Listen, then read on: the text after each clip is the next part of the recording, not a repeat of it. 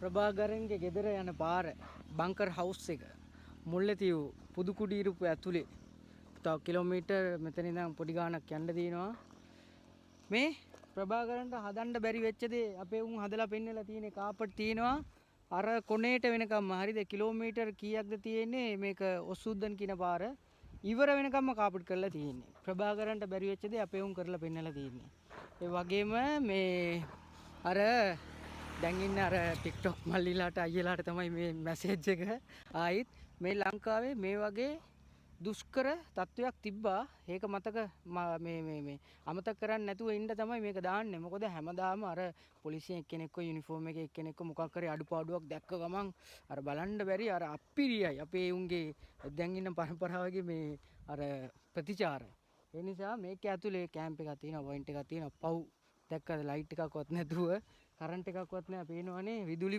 මගුලක්වත් නැහැ මේක ඇතුලේ මේ අමාරුවෙන් තමයි මේ ජයග්‍රහණය අරන් දුන්නේ අර විරු සමරන කණ්ඩායමක් ඉන්නවනේ අර විරු සමරන්න එතකොට මේ ත්‍ස්තවාදී කරුණාකරලා කඩේ යන්න එපා මොකද මේක ඇවිල්ලා මේ 30 අවුරුදු යුද්ධය කියන්නේ ලේසි දෙයක් නෙමෙයි අපිට නම් කරන්න බෑ මේ වගේ දේවල් ඊට පස්සේ යුද්ධය කියන එකත් ලේසි දෙයක් නෙමෙයි ඒ නිසා ඒ වගේම කවුරුත් මේකට බැඳෙන්නෙත් නැහැ ඒ අම්මා තාත්තලා බිල්ලට දීපු මේ ප්‍රභාකරන් මේ මිනිස්සු දැන් අද පේනවනේ පාඩුවේ අර ලංකාවේ කුඩා කණ්ඩායමක් ලෑස්ති වෙලා 71 ඉඳන් 60000ක් විතර බිල්ලට දුන්නා. ඊට පස්සේ මේකේ හිටපු ත්‍ස්තවාදියා ලංකාවේ ආර්ථිකයම විනාශ කරපු එක. ඊට පස්සේ මේ ඉන්න ජනතාව විශාල ප්‍රමාණයක් මේ මූගේ අමුදාවට බඳවගෙන ඒගොල්ලෝවත් බිල්ලට දුන්නා. දැන් ඒ නැති වෙච්ච කොල්ලෝ අම්මා තාත්තලා එතන අඬනවා.